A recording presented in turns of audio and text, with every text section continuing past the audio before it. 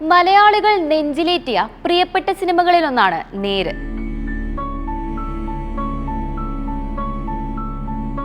കോർട്ട്റൂം ഡ്രാമകളിൽ പ്രേക്ഷക സ്വീകാര്യത ഏറ്റുവാങ്ങിയ ഈ ചിത്രം അകക്കണ്ണുകൾ കൊണ്ട് ജീവിക്കുന്ന അതിജീവിതരുടെ ശബ്ദമായി മാറി. കാഴ്ചപരിമിതി നേരിടുന്നവരുടെ നേർക്കാഴ്ചയാണ് ഈ ചിത്രം.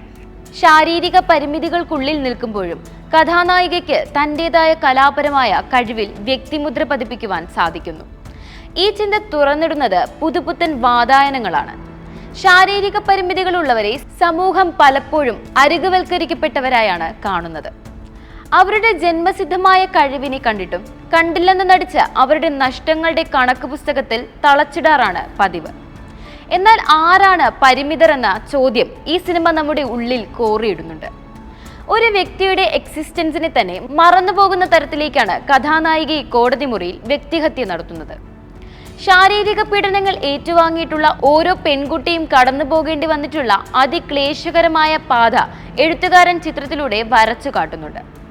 മാത്രമല്ല, ഏതാനും ചില കരങ്ങളിലേക്ക് മാത്രം പണം ഒതുങ്ങുമ്പോൾ സമൂഹത്തിന്റെ താഴേക്കിടയിൽ കിടക്കുന്നവർ നീതി ലഭിക്കുവാൻ നട്ടം തിരിയുന്നതും, അതേസമയം പണക്കൊഴുപ്പിൽ എന്ത് അനീതി ചെയ്യാമെന്നുള്ള ചങ്കുറപ്പുള്ള നിഷ്ഠൂരന്മാരെയും ഈ ചിത്രം നമുക്ക് മുമ്പിൽ പരിചയപ്പെടുത്തുന്നുണ്ട്.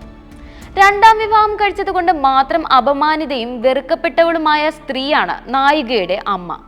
ഇന്നും മനുഷ്യ മനസ്സിൽ നിലനിൽക്കുന്ന സതി എന്ന ദുരാചാരത്തെ എഴുത്തുകാരൻ കാറിത്തുപ്പുന്നു. വിധവയായ സ്ത്രീ വിവാഹം കഴിക്കുമ്പോൾ അഥവാ ഒരു തുണ അന്വേഷിക്കുമ്പോൾ അവൾ സുഖം തേടി പോകുന്നവളായി മാറുന്നു.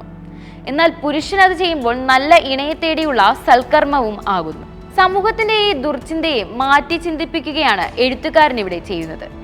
അങ്ങനെ നേരിന്റെ അടയാളമായി മാറുകയാണ് നേര്.